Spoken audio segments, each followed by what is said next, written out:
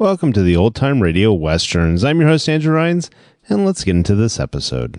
This episode is going to be Challenge of the Yukon. Original air date is April 5th, 1950, and the title is The Two Bullets. Let's get into it.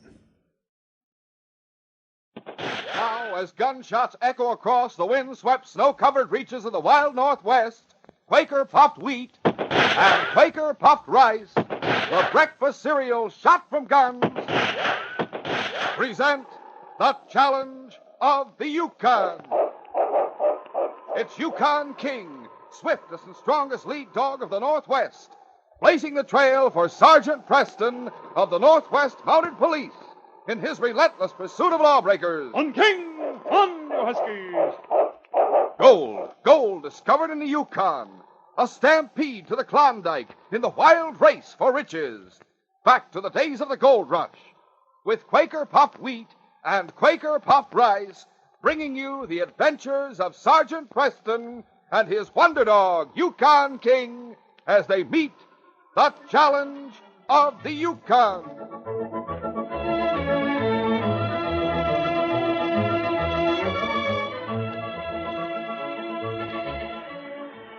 On you Huskies!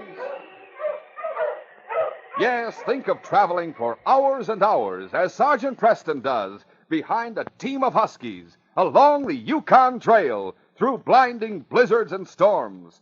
Believe me, you'd want to start out with a nourishing He-Man breakfast, the kind that includes a heaping bowlful of nutritious, crisp, Quaker puffed wheat or Quaker puffed rice, topped with milk or cream and fruit. Remember, in these famous cereals shot from guns, you get extra food values of restored natural grain amounts of vitamin B1, niacin, and iron. For a nourishing dish that's always a treat, enjoy Quaker puffed rice and Quaker puffed wheat.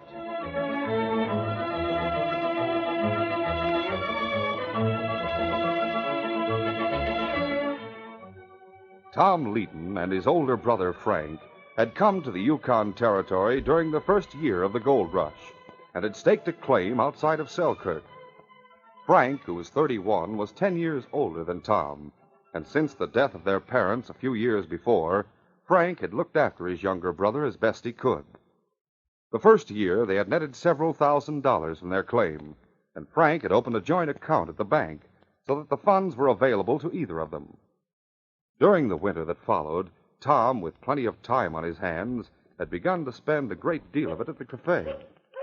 One spring day, Frank went to the bank and approached the cashier. Why, hello there, Frank. Well, I guess you're all set to work your claim again now that the thaw is here. That's right, Mr. Davis. But this season we're going to go at it differently. That is, on a bigger scale. Good.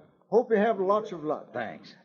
Now, look, I got the Dawson City newspaper in the mail that came through this morning. Yeah? There's a company advertising some kind of new mining equipment they bring in from the States. I'd like to arrange to have you send a draft for $4,000 to them. I'll give you an order to go along with it. 4,000, you say? That's right.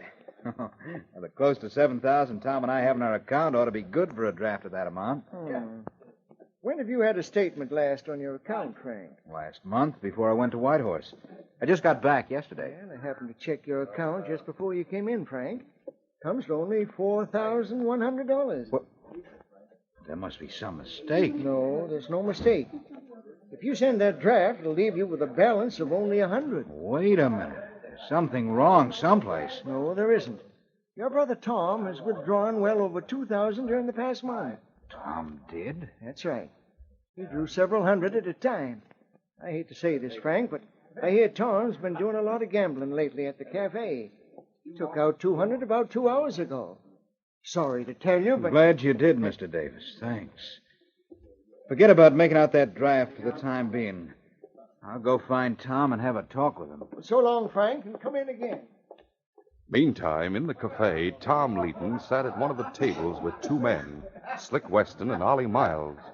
They had been playing cards, and as Slick put down a poker hand, he laughed and spoke. This has you beat, Tom. Better luck next time. Doggone it, I never seem to win. Don't give up trying, Tom. Slick just happens to get the right cards, that's all. Uh-oh. Here comes that big brother of yours. Stick up for your rights, kid. Don't let him tell you what to do. Tom, I want to talk to you. Come on out of here and let's go home. I'm not ready to go yet. I don't care whether you're ready to go or not. You come with me right now. Well, Nothing like having a nursemaid to tell you what to do, eh, Ollie? That's right. Get out of here and let me alone, Frank. Sick of having you tell me what to do. I'll stay here till I get good and ready to leave. I said you're coming now. Hey, let go of me. I said let go. Can't let you get away with that. Oh! Sorry I had to do that, Tom. Let me help you up, and then we'll go. Keep your hands off me, you hear? Take it easy, Tom. Come to your senses. Don't let him push you around, Tom. He's pushed me around for the last time. You'll be sorry for this, Frank. Plenty sorry. All right, Tom. You're old enough to go your own way now. You're doggone right I am. Since that seems to be the way you want it, I'm pulling up stakes and clearing out. You've used up practically all your share of the bank money. You can have the cabin and claim. But I'm taking my share of $3,500 out of the bank and heading for Whitehorse. That'll leave you about $600 to lose at cards to your slick gambler friends. Goodbye, Tom. Good luck. Oh, I can't let Frank walk out. I guess I lost my head. You did just the right thing, Tom. Didn't he, Ollie? Well, sure. It's about time you got out from under his bossing, Tom. You're a man now. Hey, waiter, bring some drinks over here. Oh, no, look, maybe I'd better go. Sit down, Tom. We'll celebrate your freedom. Sit down. Sure. Well, all right. Frank said he's going to stop at the bank to get that money. Then he'd go home to pack. I reckon I can get out there before he's ready. Why, of course. Come on, waiter, come on. Hurry up with those drinks now. After buying Tom Leeton more drinks, Slick and Ollie slyly aroused his anger once more against his brother Frank. Too bad a nice, ambitious young fella like you has to take orders from someone like Frank. Yeah, that's right. You're used to being pushed around, but there's no reason why you have to take it any longer. I'm not going to be pushed around any longer. That's a spirit, fella. You ought to go out there to the cabin and tell him off before he leaves. Sure, that's what you want to do, Tom. Tell him you're no longer a kid. And if you ever get together again, you won't take any bossing. Yeah. We're just advising you as good friends. Sure, as good friends, both of you. I'll tell him, you can bet. Right now, I'm going to go home and tell him. We'll get you to your horse and help you on, Tom. Then you'll be able to make it all right to your cabin. Come on, let's get out of here. Take it easy, Tom. Come on, you're going to be all right. Leaving the cafe, the two men helped the befuddled Tom into the saddle. As he rode away at a slow pace, they quickly mounted their own horses, and under cover of the gathering dusk, rode between the buildings, and then along the back way so as to reach the trail before Tom did. It was almost 2 hours later when an excited prospector entered the constable's office, where Sergeant Preston, who had arrived in town a short time before, was checking reports with the constable. Constable, something's happened at the Leeton cabin up trail. What's the matter up there, Jake? Looks like a plain case of murder to me. What gives you that idea, Jake? Oh, hi, Sergeant. Reckon you and the constable have a job to do. I'm sure Frank Leeton's dead. Frank Leeton? Yeah. My cabin's a short distance beyond the Leeton place, you know. Yes, and I know. Go on. I was coming to town, and I saw the light in the Leeton cabin, so I stopped to say howdy like I do sometimes. Yes, then what? The Leeton boys' 2 horses were standing out front, and seeing the door slightly open, I looked in. Well? The young one, Tom, was sitting on a chair near the table in sort of a daze, looking at something on the floor. I started in, then stopped when I saw he was staring at Frank's body lying there. I saw a gun on the table near where Tom was sitting. That's bad. Yes. What did Tom have to say, Jake? Not a word. He must have heard me, but he didn't look my way or say a thing. Huh? Just sat there staring. I hightailed it out of there and hit the trail for here pronto. Guess I better get right out there. Yes, and I'll go with you, Bill. What do you want me to do, Sergeant? Stick here in town till we get back and keep your mouth shut, Jake. Yeah, sure. Whatever you say. Let's go, Bill. Hello there, King. Come on, King. Steady, Blackie. Get in there. A short time later, the two Mounties arrived at the Leeton cabin and dismounted. Oh, Blackie. Oh, easy. Steady. Evidently, the prospector had closed the cabin door when he left. But without waiting to knock, the two Mounties, followed by the great dog King, opened the door and entered. Tom Leeton was still there, seated near the table, with his head pillowed on his arm. At the sound of the closing door, he raised his head, and for a brief moment stared dazedly at the two Mounties who stood before him. Then understanding came into his eyes, and a break came into his voice as he spoke. Sergeant Preston, I'm glad to see you. Frank, he's dead. Yes. Yes, he is, Tom. Shot in the back. This gun on the table. Guess this is the murder weapon, Sergeant. One bullet fired. What happened, Tom? I don't know, Sergeant. Sergeant Preston and the constable listened intently as Tom told what had happened at the cafe. A look of disbelief crossed the constable's face as Tom talked. When the young man had finished, the constable said, Tom, are you sure you didn't come out here with the intention of keeping Frank from leaving with all that money? No. I admit I was still sore at first, but Now, look, Constable, you don't think I shot Frank, do you? What I think, one way or the other, doesn't matter right now, Tom. The fact is, circumstances are dead set against you. But I didn't do it. I couldn't. You were angry and you were drinking, Tom. Under those conditions, anything could have happened. No, The constable's right, Tom. We'll have to take you back and hold you on suspicion of murdering your brother. We'll continue our adventure in just a moment.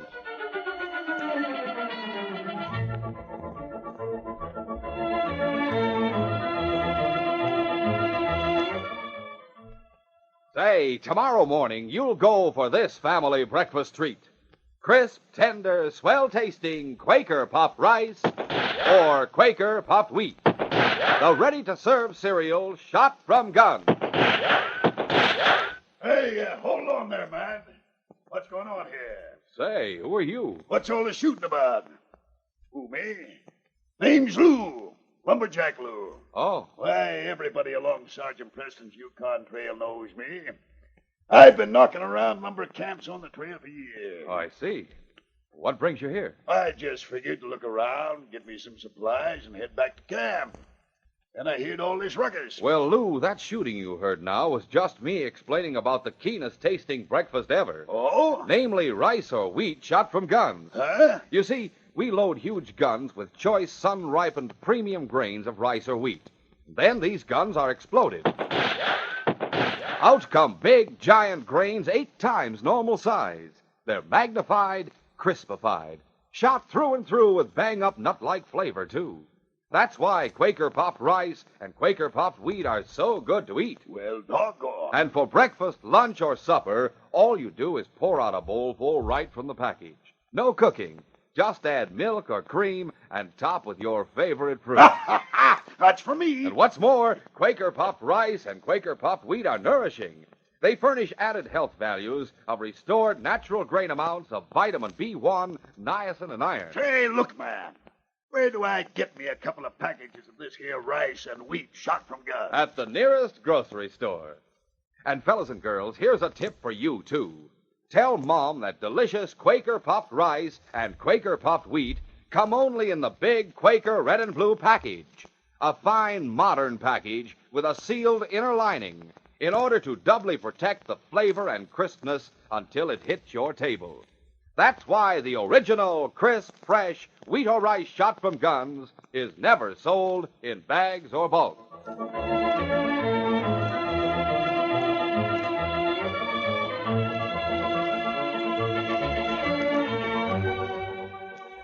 Now to continue.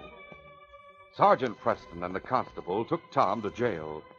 Then, suggesting that the constable check on Tom's story in town, the sergeant went back to the scene of the crime with the coroner. Preston spent a short time inspecting the cabin before they brought the murdered man back to Selkirk. Later that night, the two Mounties were discussing the case in the constable's office. It looks bad for Tom, Sergeant. The men at the cafe say he threatened Frank after Frank knocked him down. He said Frank would be sorry for what he did. Plenty sorry. That doesn't help the look of things. Tom was all right until he got mixed up with a couple of men at the cafe. Slick Weston and Ollie Miles. A couple of no-good drifters who came here a little more than a month ago. They egged him on in the argument with Frank today. Huh? I suppose they're the ones who won all that money from Tom. Right, Sergeant. Looking at the facts, it seems Tom went staggering in, probably started another argument, and Frank turned his back and went on packing. Then Tom took the revolver from the table drawer and shot him. Realizing what he'd done, he then sat down in the chair, put the gun on the table, and sat there, stupefied by the shock. Well, that sums it up nicely, Bill. Except for one thing. What's that? This? Bullet. What? I don't get this. The coroner probed for and found the bullet that killed Frank Leeton. This bullet is one I dug out of the wall beyond the bunk where Frank was packing. But only one shot was fired from the revolver on the table. Yes, I know. But after I found this slug in the wall, I got the idea that someone could have sneaked open the door and shot, as I said before. I took a lantern and went outside. After a short search, I found these 2 empty shells. Holy smoke. I figured the killer might reload as he left, which he seems to have done, tossing the shells aside. Then you don't think Tom shot Frank at all, huh? Not with a gun on the table, Bill. The bullets in that are 32s. These shells are 45s. It's my theory that the gun we found had been fired into the air from the doorway and then put on the table before Tom arrived. I'd say that just about proves Tom Leeton's innocent, Sergeant. It does, unless Tom was playing a smart game and threw the real murder weapon away somewhere. But why would he leave any gun around? Oh, I was just bringing up a point that some ardent prosecutor for the Crown might hit on, Bill. Actually, I hope to get more direct proof of Tom's innocence by finding the person or persons who did kill Frank. By the way, what'd you find out from the bank? Frank Leeton drew out $3,500 and took it with him. Someone stole that cash. It's easy to see that Frank's pockets had been searched. I know, but everybody in the cafe heard him say he was going to get the money. That's right, but in my mind, the 2 men who were with Tom are the most likely suspects, Bill. Oh, Miss Nita Weston and Miles is a very good character, but why single them out? They promoted the fight between the Leeton brothers, and they urged Tom to go out to the cabin to continue the fight. I see what you mean. But you can't just walk up and accuse them. No, of course not. But if we could establish the fact that they were at the Leeton cabin... How could you find out? The king could tell us, couldn't you, boy? But we'd have to have something belonging to them. Hey, that's easy. The barkeep at the cafe could take a glove from their pocket. They hang out there most all day long. They usually stay there until closing time. I'll go and try to get those gloves for you now. Good. By the way, where do those 2 men live? In the hotel, right next to the cafe. I'll be back in a little while, Sergeant. Within a short time, the constable returned with one of Slick's gloves and also one of Ollie's. Well, how'd you make out, Bill? I got them. The barkeep says he expects Weston and Miles to be at the cafe for 2 or 3 hours yet. Good. Let's take these gloves and go out to the Leeton cabin right now. Come along, Bill.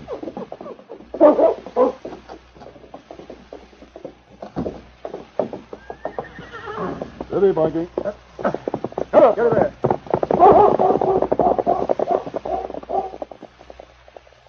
The 2 Mounties and the great dog Yukon King headed up the trail, which was brightened by the eerie light of the Yukon night. Meanwhile, in the cafe, Slick rolled a cigarette and then spoke to Ollie. Ollie, give me a match. Yeah. Oh, I guess I'm out, Slick. Never mind. I got some in my coat pocket. I'll go back to the coat rack and get them.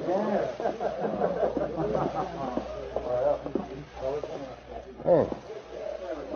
That's funny. Hey, Ollie, come here a minute. Yeah, sure. What's up, Slick? One of my gloves is missing. I know they were both here, and it isn't on the floor. Well, maybe it did fall. Somebody picked it up and put it in one of my pockets by mistake. Our coats are the only ones hanging here. Now, look.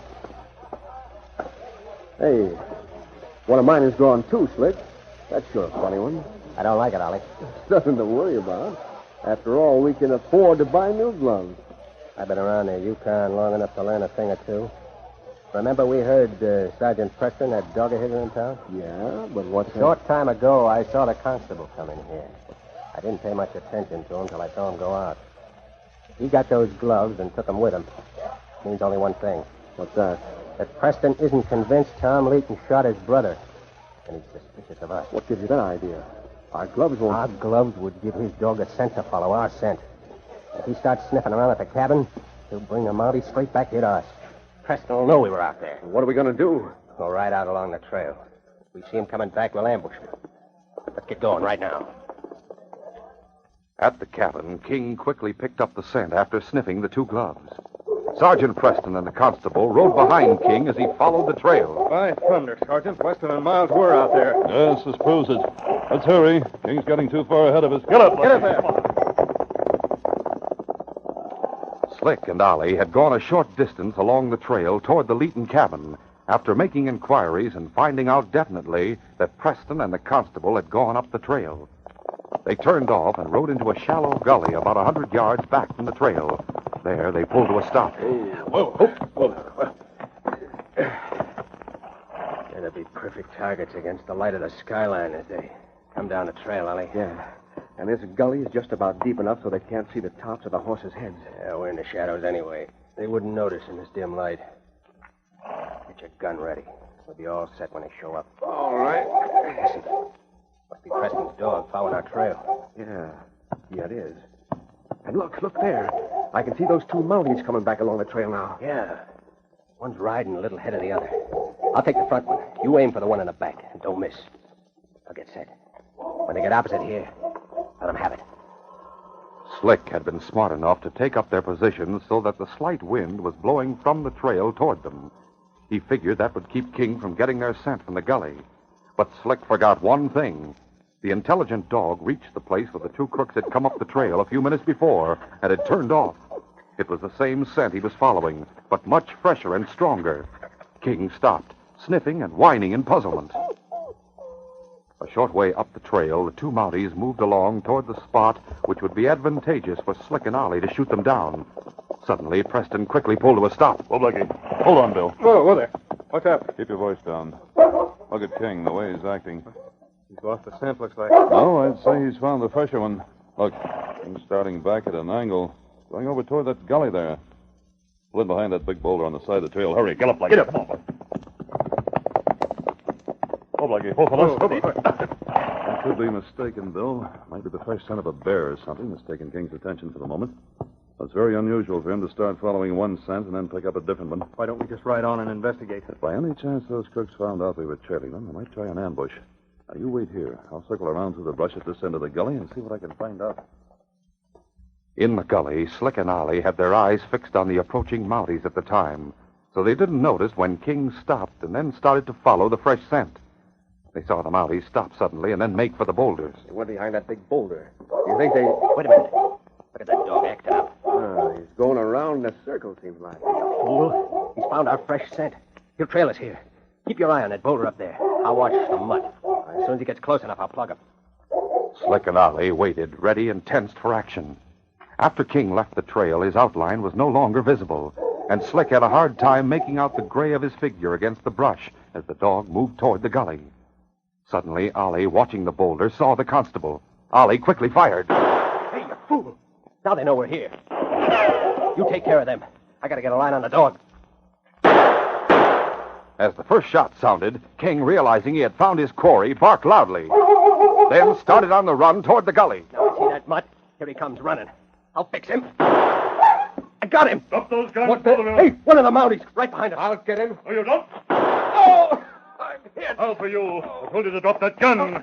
For a brief moment, the two men struggled for possession of Slick's gun. Then Preston got it and threw it up on the bank. That's that.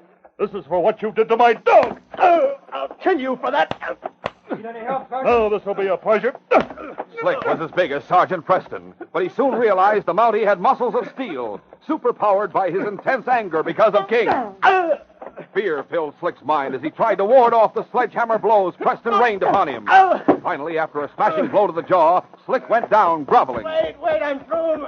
Can't take any more. Get up, I'm not through. No, I can't breathe. Hold on, Sergeant. Take it easy. Yeah, get back in the dirt where you belong. Sorry, Bill. But when I thought of King... Yeah, I know. I'll watch these two, though they don't need it. Go find King, Sergeant. All right, Bill. Leaving the gully, Sergeant Preston walked with heavy heart to the spot where King lay on the ground. The Mountie knelt beside the still gray dog, and almost afraid to learn the worst, hesitatingly reached down to feel for King's heartbeat. A catch came into Sergeant Preston's voice as he spoke softly. King, boy, I can't believe. What? King, you're not dead. Oh, as his devoted master's hand touched him, the great dog raised his massive head. And then, as Preston started to examine him hurriedly, King shakily rose to his feet and with a whine of assurance licked Preston's hand. Oh, thank heaven the bullet just creased you, fella. Bill! King's all right! Can you walk all right, fella? Come on. Let's go back to the gully, King. Gosh, I'm sure glad about King. Going to be all right, Bill. I searched these two. Slick had the stolen money with him. They were ready for a quick getaway. You can't prove anything. You have the money stolen from the murdered man, and what's more, you tried to kill us because you realized we suspected you. That's right. I'll take you in for attempted murder, but I'm sure we'll soon get proof enough so that you'll both hang for the murder of Frank Leeton. No, My bullet went into the wall. You can't... Shut up, Ollie. So it was your bullet I dug out of the cabin wall, eh? Yes, that's right. We both fired it, Frank. But Slick's gun fired a second before mine. Frank had his back to us, and he was falling when I fired. He's lying. Frank was killed by a bullet from the gun on the Keep table. right on, Slick. Everything you say cinches the case against you. You see, no one but the killer knew about that gun on the table. Boy, sure clears Tom Leighton. Yes. Slick, you and Miles are under arrest in the name of the Queen for the murder of Frank Leighton. All right, Bill, let's get them back to town. This case is closed.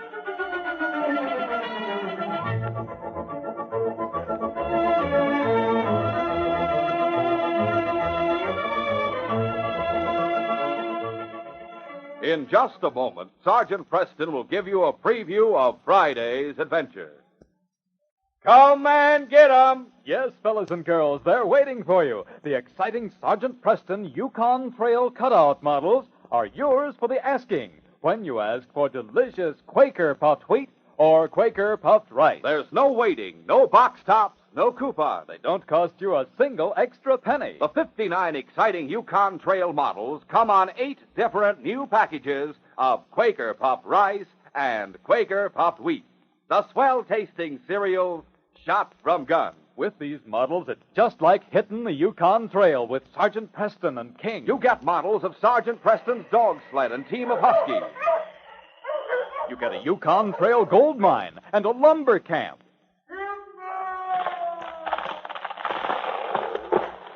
You get buildings and interiors. You get all kinds of Yukon animals. And these models are different. They're larger, easier to build. You'll want the complete set of 8 different new Yukon Trail packages of Quaker puffed wheat and Quaker puffed rice. The original crisp, fresh, shot-from-gun cereal that is never sold in bags or bulk. Build your complete Yukon Trail right away. They're at your grocer's now. Hurry! Listen Friday when Sergeant Preston and Yukon King meet the challenge of the Yukon in the case of Showdown on Shotgun Creek. A peculiar series of accidents had been happening to the miners on Shotgun Creek, and I was sure that the mining syndicate was responsible. But in trying to prove my case, I faced plenty of trouble. The climax came when I found myself trapped in a mine tunnel that was about to be blown up, with a trio of killers waiting to greet me with bullets the minute I tried to escape. Be sure to hear this exciting adventure Friday. These radio dramas, a feature of the Challenge of the Yukon Incorporated, are created by George W. Trendle, produced by Trendle Campbell Enterprises, directed by Fred Flowerday, and edited by Fran Stryker. The part of Sergeant Preston is played by Paul Sutton. They are brought to you every Monday, Wednesday, and Friday at the same time by Quaker Puffed Wheat and Quaker Puffed Rice, the breakfast cereal shot from guns.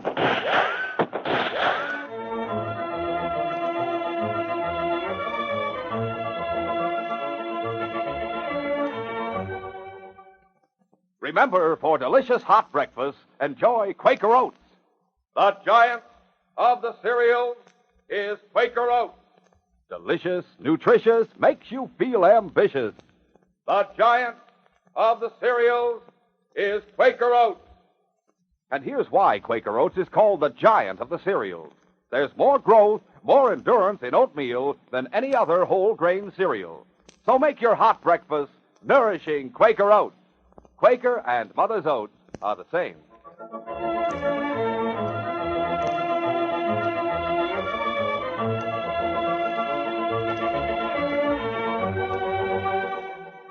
This is J. Michael wishing you goodbye, good luck, and good health from Quaker Puffed Wheat and Quaker Puffed Rice. So long. This is ABC, the American Broadcasting Company.